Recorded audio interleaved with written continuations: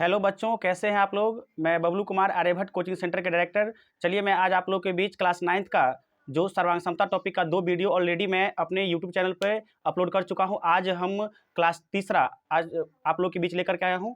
देखिए ध्यान से, मैं आप लोग को 2 त्रिभुज कैसे सर्वांगसम होता है इसके बारे में आप लोग को डिटेल से पूरा हम बता दिए हैं। टोटल मिलाकर हमारे पास 5 प्रमेय था। आइए आज उस पाँचों प्रमेय को हम किस प्रकार क्वेश्चन में अप्लाई करते हैं, इस चीज़ों को आपको हम सिखाने का प्रयास करते हैं। आपके सामने ये जो बोर्ड पे क्वेश्चन लिखा हुआ है, ये केसी सिन्हा का क्वेश्चन है। देखिए क्वेश्चन क्या दिया हुआ है। दिए गए आकृति में OA बराबर OB, क्या दिया हुआ है, OA बराबर OB और OD बराबर OC, OD बराबर OC दर्शाइए, यानी कि हमको सिद्ध करना है एक त्रिभुज AOD सर्वांगसम त्रिभुज BOC, यानी कि ये जो 2 त्रिभुज आपको दिख रहा है, इस दोनों त्रिभुज को क्या करना है, सर्वांगसम करना है। और दूसरा नंबर बात कि AD समांतर BC, यानी कि हमारे पास जो AD है और BC है, इसको क्या करना है, समांतर करना है। चलिए तो सबसे पहले हम इसको सॉल्व करते हैं। इसमें क्या दिया हुआ है, तो दिया है OA बराबर क्या दे दिया है, OB, और OD बराबर क्या दे दिया है, OC दे दिया है। ये 2 बात दिया हुआ है। ध्यान से देखिए, हम 2 त्रिभुजों को सर्वांगसम करते हैं, इसके लिए हम क्या करेंगे, दोनों में कंपेयर करेंगे। उसके बाद हम देखेंगे कि आखिर इस त्रिभुज में और इस त्रिभुज में क्या क्या है हमारे पास जो बराबर है, क्या कोई कोण बराबर है या कोई भुजाएं बराबर है, वो हम यहाँ पे कंपेयर करके आप लोग को बताते हैं। देखिए लिखते हैं त्रिभुज AOD और त्रिभुज BOC में, इस दोनों त्रिभुज में हम कंपेयर कर रहे हैं। देखिए ध्यान से, त्रिभुज AOD में OA बराबर OA या OA बराबर, और इस त्रिभुज का क्या है, OB, ये दोनों क्या है, बराबर है। कहां से, ये प्रश्न से। कहां से, ये प्रश्न से ही दे दिया। आपको यहाँ पे कारण लिखना पड़ेगा, कहां से, प्रश्न से। और उसके बाद क्या दिया हुआ है, OD, क्या दे दिया है, OD बराबर OC, ये भी कहां से दिया हुआ है, प्रश्न से। कहां से दिया हुआ है, प्रश्न से दिया हुआ है। इसके बाद देखिए, आपको हम एक रूल बताए थे कि अगर जब भी 2 सरल रेखाएं एक दूसरे को प्रतिच्छेद करें, जब भी 2 सरल रेखाएं, अगर मान लीजिए ये 2 सरल रेखाएं हैं कि प्रतिच्छेद करें, तो शीर्षाभिमुख कोण क्या होते हैं, समान होते हैं। यानी कि ये एंगल और ये एंगल क्या हो जाएगा, समान हो जाएगा। तो देखिए ध्यान से, यहाँ पे आपको AB और CD 2 रेखाएं दिख रहा होगा, इसीलिए हमारे पास जो है दोनों सामने का एंगल क्या हो जाएगा, बराबर हो जाएगा।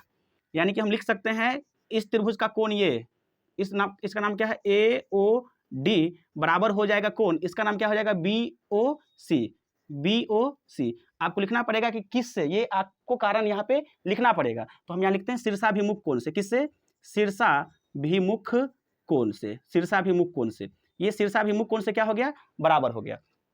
आप यहाँ पे क्या देख रहे हैं कि एक त्रिभुज की 2 भुजाएं दूसरे त्रिभुज के संगत 2 भुजाएं के बराबर है, एवं उन दोनों भुजाओं के बीच का कोण बराबर है। देखिए ध्यान से, इस त्रिभुज का ये भुजा इसके इस भुजा के बराबर है, और इस त्रिभुज का ये वाला भुजा इस भुजा के बराबर है, और ये एंगल बराबर है। तो यहाँ पर हम देख रहे हैं कि एक त्रिभुज का 2 भुजाएं और उसके बीच का कोण दूसरे त्रिभुज के संगत 2 भुजाएं और उसके अंतर्गत यानी बीच के कोण के बराबर है। तो यहाँ हम कह सकते हैं SAS सर्वांग समता, SAS सर्वांग समता कसौटी से क्या हो जाएगा, तो हम लिख सकते हैं त्रिभुज। देखिए मैं आपको यहाँ बहुत ही VVI बात बताने जा रहा हूँ। अगर आप ये बात पे ध्यान देते हैं, ये अगर यहाँ ध्यान दे देते हैं, तो आपको क्लास 10th में भी काफी यहाँ पे लिखने में सुविधा होगा। देखिए हम कंपेयर करते टाइम 2 त्रिभुजा का नाम कुछ भी लिख देंगे, कोई दिक्कत नहीं है। लेकिन हम आपको इससे पिछले वीडियो में बता दिए थे कि 2 त्रिभुजों को आखिर हम सर्वांगसम कैसे लिखते हैं, उनके शीर्षों के यानी कि उनके संगत शीर्षों के आधार पर लिखते हैं। जब आप क्लास 10th में जाइएगा, बस अब 2 से 3 महीना आप लोग के पास बचा हुआ है। अगर आप जैसे क्लास 10th में जाते हैं, तो वहां जब आप समरूपता यानी कि समरूपता जब पढ़ेंगे, तो वहां भी 2 त्रिभुजों को जब समरूप लिखा जाता है, तो वहां भी शीर्षों के संगतता के आधार पर, संगत शीर्ष के आधार पर लिखते हैं। तो यहाँ भी आप देखिए ध्यान से, जब हम इसको त्रिभुज AOD और त्रिभुज BOC को जब हम कंपेयर किए हैं, तो नाम हम ऐसा लिख दिए हैं। अब हम क्या करते हैं, अब जो इसका हम सर्वांगसम का जब संकेत में लिखेंगे, तो इसको संगत शीर्षों के आधार पर लिखेंगे। तो यहाँ लिखते हैं त्रिभुज AOD सर्वांगसम। यहाँ पे आपको रुक जाना है, यहाँ पे, नहीं तो आप जितना भी बनाए हुए हैं सारा आपका गलत हो जाएगा और पूरा गलती है, क्योंकि हमको संगतता के आधार पर लिखना होता है। बच्चा बहुत गलती करता है यहाँ पे, लगभग जो है 90 से 95% बच्चा ये सीखने के बावजूद भी यहाँ लिखने में गलती कर देता है। लेकिन यहाँ आप इस वीडियो को देखिए, 100% आपको समझ में आ जाएगा। देखिए करना क्या है, मैं आपको यहाँ बता रहा हूँ, ध्यान से देखिएगा। यहाँ A लिखे हैं, तो आखिर A के A है, इस त्रिभुज का नाम हमने फिक्स कर दिया है। तो आपको ये ध्यान देना है कि ए के संगत इस त्रिभुज का कौन सा होगा।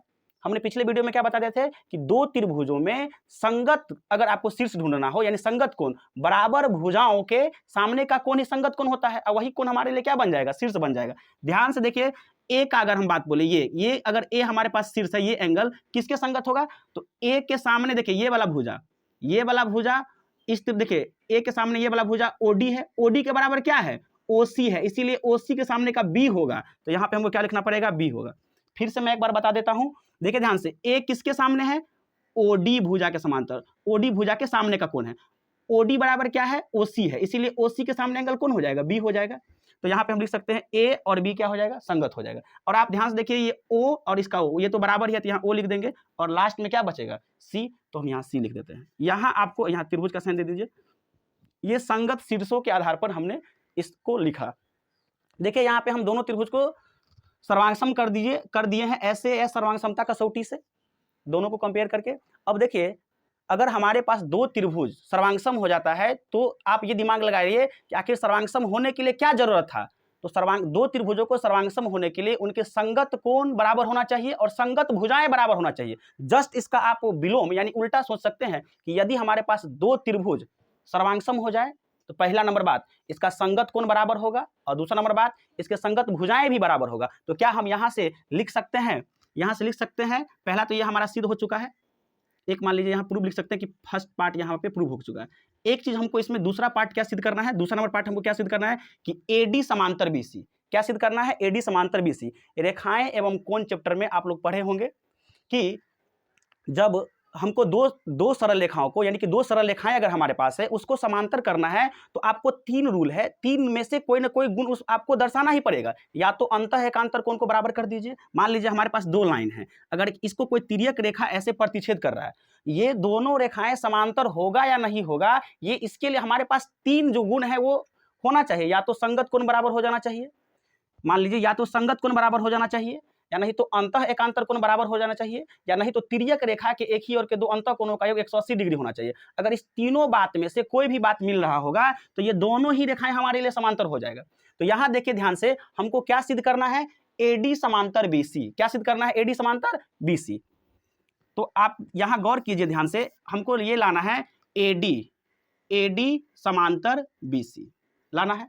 देखिए मैं दूसरा नंबर में लिखता हूं, चूंकि त्रिभुज एओडी सर्वांगसम क्या है, त्रिभुज बीओसी है।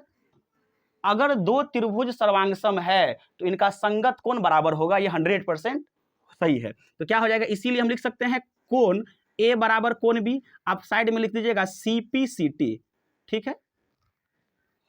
देखिए तो कोण ए बराबर कोण क्या हो गया, बी हो गया, यानी कि कोण ए बराबर कोण क्या हो गया, बी। और आप ध्यान से देखिए, अगर इसको हम आपको मिटा के समझा रहे हैं, मान लीजिए इसको मिटा दे रहे हैं, देखिए ध्यान से, अब आप ध्यान से देखिए, ये एंगल और ये एंगल बराबर है, क्या ये अंतः एकांतर के कोण है, बिल्कुल है। तो हम लिख सकते हैं चूंकि ये अंतः एकांतर के कोण युग्म है, अंतः एकांतर के कोण युग्म है, इसीलिए एडी समांतर क्या हो जाएगा, बीसी हो जाएगा। एडी समांतर क्या हो जाएगा, बीसी हो जाएगा। आशा करते हैं कि आप लोग को ये क्वेश्चन काफी अच्छा से समझ में आया होगा। वीडियो को अगर आप अच्छा से देखते हैं तो 100% ये क्वेश्चन समझ में आएगा। और भी क्वेश्चन आप लोग के बीच में, चलिए अब नेक्स्ट क्वेश्चन आप लोग के बीच में रखने जा रहा हूं। क्वेश्चन नंबर ये 2 है, पहले क्वेश्चन पढ़ के आपको समझना है। देखिए क्वेश्चन क्या है, मैं आपको समझा रहा हूं। त्रिभुज एबीसी में कोण ए का समद्विभाजक एडी भुजा बीसी पर लंब है, सिद्ध करे त्रिभुज एबीसी समद्विबाहु त्रिभुज है। सबसे पहले क्वेश्चन को पढ़ करके हमको एक चित्र बनाना है। देखिए क्या क्या बोला कि त्रिभुज एबीसी है, क्या दिया हुआ है, त्रिभुज एबीसी। तो यहां हम एक चित्र बनाते हैं, ए है, बी है और सी है। ध्यान से पढ़िए क्या दिया हुआ है, त्रिभुज एबीसी में कोण ए का समद्विभाजक, कोण ए का समद्विभाजक अर्थ क्या हो गया, मतलब कोण ए को आधा करने वाला, कोण ए का समद्विभाजक यानी क्या हो जाएगा, ये एंगल और ये एंगल क्या हो जाएगा, बराबर हो जाएगा। कोण ए का समद्विभाजक भुजा बीसी पर लंब है। देखिए कोण ए का जो समद्विभाजक है वो भुजा यानी ए का समद्विभाजक एडी जो है ना, वो भुजा बीसी पर क्या है, लंब भी है। कहने का अर्थ ये वाला एंगल कितना हो जाएगा, 90 डिग्री। ये भी एंगल कितना है, 90 डिग्री है।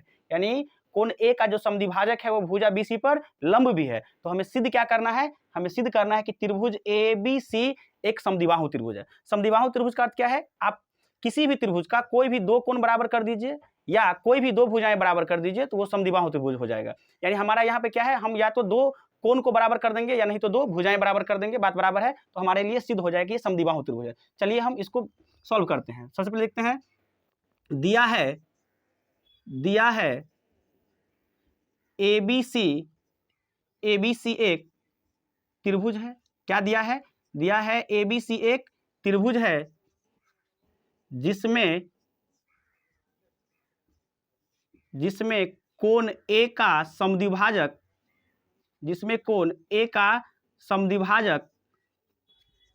AD है। कोण A का समद्विभाजक AD है, जो भुजा BC पर लंब है। ये बात आपको लिखना पड़ेगा, जो भुजा BC पर लंब है। इसका अगला स्टेप आपको लिखना पड़ेगा कि आपको क्या सिद्ध करना है। तो हम लिखते हैं हमें सिद्ध करना है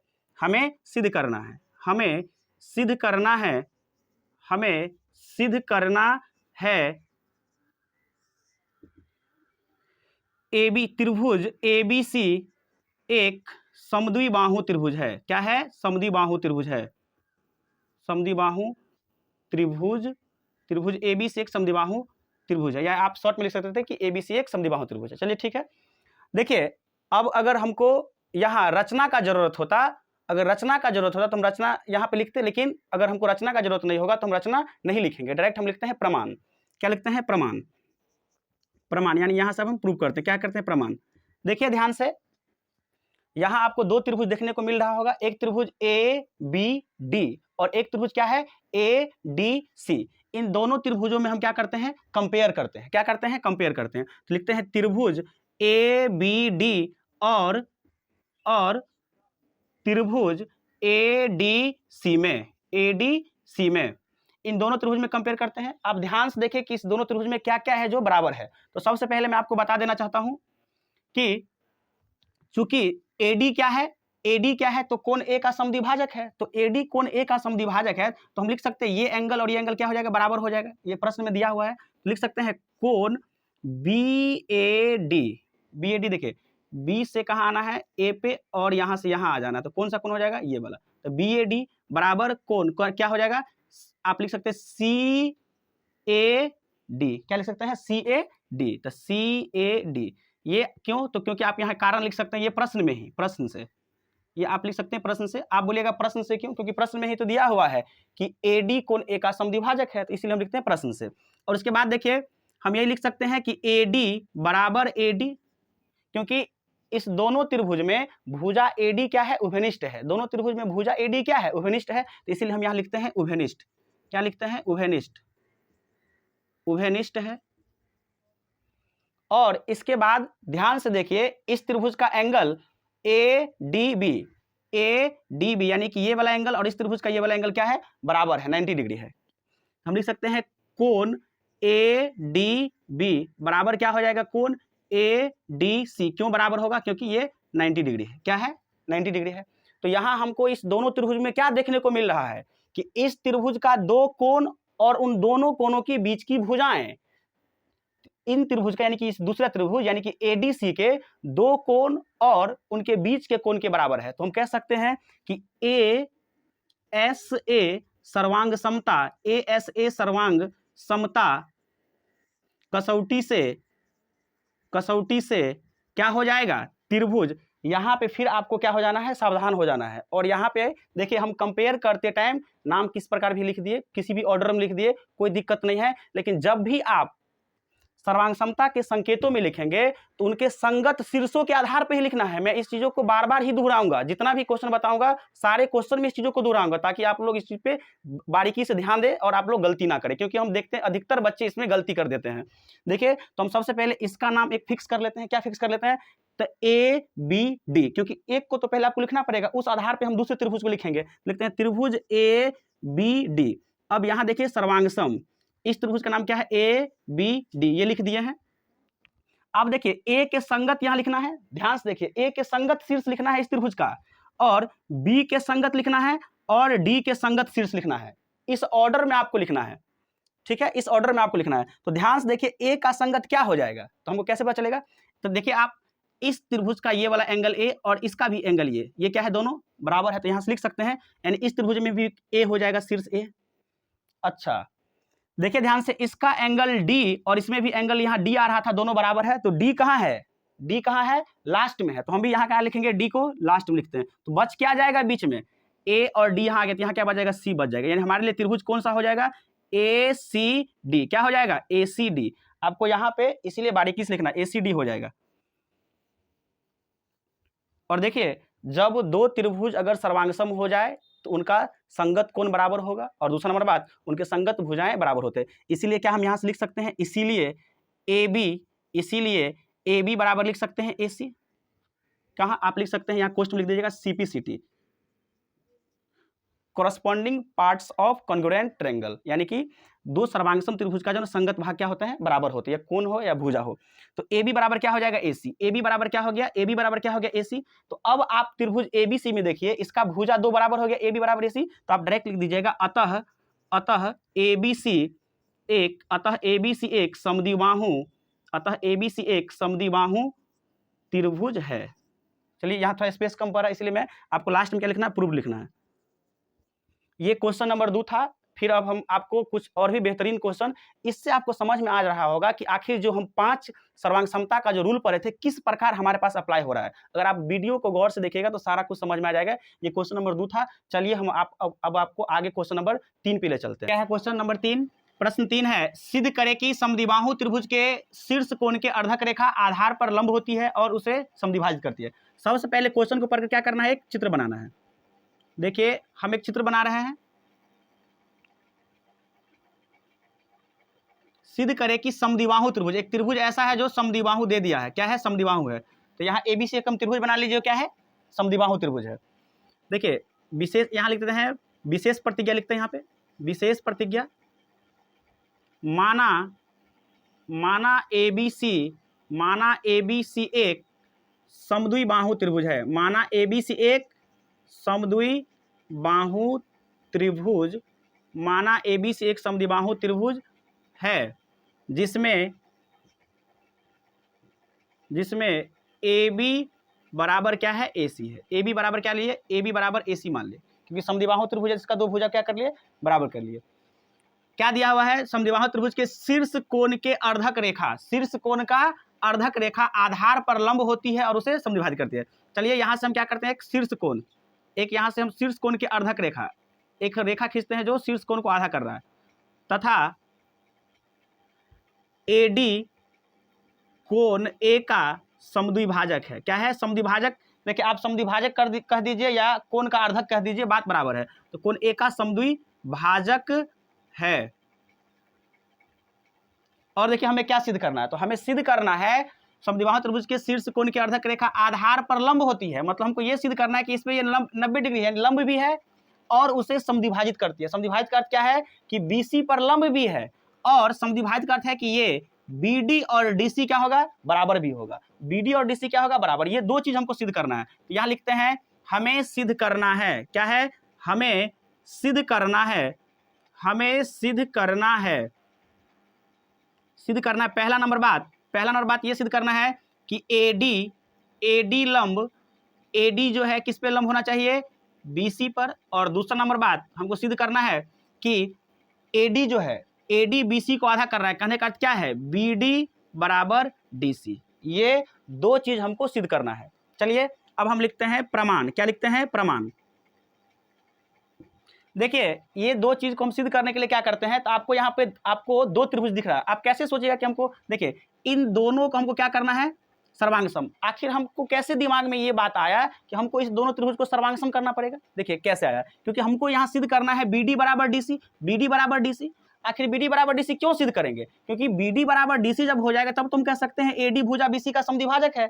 तो यानी कि दो त्रिभुजों का जब हमको भुजा बराबर करना है, इसके लिए या कोण बराबर करना है, इसके लिए हमको दोनों त्रिभुज को सर्वांगसम करना ही पड़ेगा। ठीक है, तो हम आ जाते हैं इस दोनों त्रिभुज में, कंपेयर करते हैं इस दोनों त्रिभुज में। इस त्रिभुज का क्या नाम है, लिखते हैं त्रिभुज ABD और त्रिभुज ADC में। इन दोनों में आपको क्या क्या नजर आ रहा है, देखिए ध्यान से, ए बी इस त्रिभुज का और इस त्रिभुज का ए सी क्या है, बराबर है, यानी कि ए बी बराबर क्या है, ए सी है। आप बोलिएगा कहाँ से, आपको कारण लिखना पड़ेगा, प्रश्न से। कहाँ से, प्रश्न से, प्रश्न से, क्योंकि ये प्रश्न में दिया हुआ है। और देखिए हम लिख सकते हैं ये वाला एंगल और ये वाला एंगल क्या है, बराबर है, क्योंकि प्रश्न में ही दे दिया है कि त्रिभुज के शीर्ष कोण के अर्धक रेखा क्या है, अर्धक रेखा, यानी कि तो यानी ये क्वेश्चन में दिया हुआ, ये लिख सकते हैं B A D, angle B A D बराबर क्या हो जाएगा इस त्रिभुज का, तो सी A D, C A D. कहां से, ये भी हम लिखते हैं प्रश्न से। कहां से, प्रश्न से लिखते हैं, क्योंकि ये प्रश्न में ही गिवन है। ठीक है, तो देखिए आप गौर से देखिए, AD और AD दोनों के लिए AD है, तो AD क्या हो जाएगा, कॉमन हो जाएगा, यानी AD उभयनिष्ठ है। लिख सकते हैं AD बराबर AD, क्यों, क्योंकि उभयनिष्ठ। आप देखिए ध्यान से, त्रिभुज ABD में और त्रिभुज ADC में दोनों क्या है, ये AD भुजाएं क्या है, दोनों में ही कॉमन है, तो हम लिख सकते हैं उभयनिष्ठ। क्या लिख सकते हैं, उभयनिष्ठ। आपको कारण लिखना पड़ेगा, लिख सकते हैं उभयनिष्ठ है। क्या है, उभयनिष्ठ है।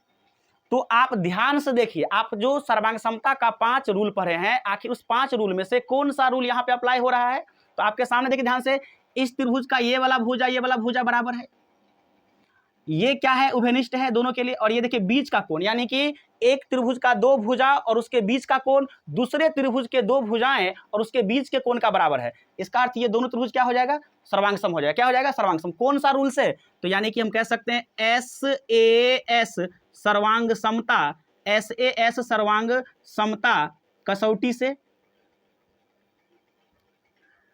क्या हो जाएगा, त्रिभुज। फिर से मैं बता रहा हूं, फिर आपको यहाँ पे ध्यान देना है, ये इस बात पे आपको ध्यान देना है। क्या, चलिए लिखते हैं त्रिभुज ABD, इसको तो हमने लिख दिया, लेकिन एक बात आपको ध्यान देना है कि आखिर A का संगत क्या होगा, A का संगत क्या होगा, B का संगत क्या होगा और D का संगत क्या होगा, यानी संगत शीर्षों के आधार पर ही लिखना है, नहीं तो फिर आपका गलत हो जाएगा। देखिए तो A इस त्रिभुज का जो है, इस त्रिभुज का एंगल A, इसमें भी A क्या था, बराबर था, तो शुरू में A है तो यहाँ हम क्या लिखते हैं, A लिख देते हैं। ठीक है, और आप कैसे पता करिएगा कि यहां हम B लिखे हैं तो यहां क्या आएगा, यानी कि हम आपको ये समझाना चाह रहे हैं कि इस त्रिभुज का ये जो शीर्ष B है, आखिर इसके कौन सा शीर्ष के संगत है, तो हमको कैसे पता चलेगा। आप ध्यान से देखिए, AD, दोनों त्रिभुज में ही AD उभयनिष्ठ है। AD के सामने क्या है, BC है। AD के सामने क्या है, BC है। तो आपको हमने पिछले वीडियो यानी कि पार्ट नंबर 1 में ही बता दिया था कि समान भुजाओं के, यानी 2 त्रिभुज में समान भुजाओं के सामने का कोण ही संगत कोण होता है, और संगत कोण को ही हम संगत शीर्ष कहते हैं। तो यहाँ पे देखिए ध्यान से, AD और AD कॉमन है, तो AD के सामने का शीर्ष क्या है, B है। तो आप देखिए AD के सामने का शीर्ष क्या है, C है। आप बोलिए कि AD क्यों, अरे तो इस त्रिभुज का भुजा AD और इस त्रिभुज का भुजा AD, यही दोनों तो बराबर है, तो बराबर भुजा के सामने का ही कोण तो संगत कोण होता है। तो यहाँ पर AD के सामने क्या है, B है, यहाँ AD के सामने क्या है, C है। तो इसका अर्थ क्या होगा कि B के साथ क्या हो जाएगा, C हो जाएगा। जब आप 2 लिख लिए, A लिख लिए, C लिख लिए, तो अब क्या होगा, यहाँ तो D ही आना है। यहाँ पे आपको बस यही ध्यान से देखना। अगर यहाँ आप उल्टा उल्टा लिख देते हैं, मान लीजिए कोई ACD की जगह कोई दूसरा चीज लिख देता है, तो फिर वहाँ पे गलत हो जाएगा आपका। तो ACD यहाँ होगा, क्या हो जाएगा, ACD। अच्छा, फिर देखिए हम 2 त्रिभुज को यहाँ पे SAS सर्वांग समता कसौटी से सर्वांगसम कर दिए हैं। अब जब भी आप कभी भी जब 2 त्रिभुज को सर्वांगसम कर देते हैं तो 2 चीज आपको मिल जाएगा, उसका संगत कोण बराबर होगा, संगत, हमेशा आपको ये ध्यान देना है, संगत कोण बराबर होगा और संगत भुजाएं से क्या हो जाएगा, बराबर हो जाएगा। तो क्या हम यहाँ से ये चीज लिख सकते हैं, क्या हम यहाँ से ये चीज लिख सकते हैं कि ध्यान से देखिए, ये वाला एंगल और ये वाला एंगल बराबर हो जाएगा। ऐसा क्यों हो जाएगा, हम बता रहे हैं। देखिए इस कोण का क्या नाम है, ADC, यानी कि देखिए इसका कोण D और इसमें भी कोण D आ रहा है, यानी लिख सकते हैं इसीलिए कोण ADB बराबर क्या हो जाएगा, ADC, कोण ADC क्या हो जाएगा, बराबर हो जाएगा। इसको आप समीकरण 1 मान लीजिए, इसको आप समीकरण 1 मान लीजिए, क्योंकि जब हम 2 त्रिभुजों को सर्वांगसम कर देते हैं तो उसका संगत कोण बराबर होता ही है। अब ऐसे भी आप देखिए, इस त्रिभुज का ये जो था AB और इस त्रिभुज का क्या था, AC बराबर था, तो AB के सामने कौन सा एंगल आ रहा है, D, और इसमें AC के सामने क्या आ रहा है, D आ रहा है। इसलिए आप यहाँ से भी समझ सकते हैं कि इसका एंगल ये वाला D और इसका एंगल ये वाला D क्या हो जाएगा, बराबर हो जाएगा, क्योंकि संगत कोण बराबर होता है। इसको हम समीकरण 1 मान लिए हैं। देखिए ध्यान से, हमको ये सिद्ध करना है कि AD BC पर लंब होगा। लंब कहने का क्या अर्थ है, यानी कि हमको ये वाला एंगल 90 डिग्री लाना है। कितना लाना है, 90 डिग्री। अगर आप 90 डिग्री ले आते हैं तो हम कह सकते हैं कि AD BC पर क्या है, लंब है। देखिए आप एक आप एक जो है रेखाएं एवं कोण में एक ये रूल पढ़े होंगे, रैखिक युग्म अभिगृहित। क्या पढ़े हैं? रैखिक युग्म अभिगृहित। कि मान लीजिए कोई एक रेखाएं है, मैं बता रहा हूँ कोई एक रेखाएं है, अगर इस रेखा पर हमारे पास कोई अगर किरण है तो इस प्रकार बने दो आसन कोणों का योग 180 डिग्री होता है, इसे कहते हैं रैखिक युग्म अभिगृहित। तो क्या आपको यहाँ एक चीज दिख रहा है कि BC हमारे लिए रेखा है और इस पे एक ये रेखाएं ये है, तो हम कह सकते हैं कि ये एंगल और ये एंगल दोनों को जोड़ेंगे तो कितना डिग्री आ जाएगा? 180 डिग्री आ जाएगा। देखिए ध्यान से लिखते हैं, कोण ADB आप प्लस में कोण ADC बराबर कितना हो जाएगा? 180 डिग्री हो जाएगा। कितना हो जाएगा? 180 डिग्री। यहाँ पे आपको साइड में थोड़ा जगह नहीं है, यहाँ पे आपको साइड में ये लिखना पड़ेगा। यहाँ पे क्या लिखना पड़ेगा? रैखिक युग्म अभिगृहित से। क्या लिखना पड़ेगा? रैखिक युग्म अभिगृहित, रैखिक युग्म अभिगृहित से। ये चीज आपको यहाँ पे लिख देना है, रैखिक युग्म अभिगृहित से।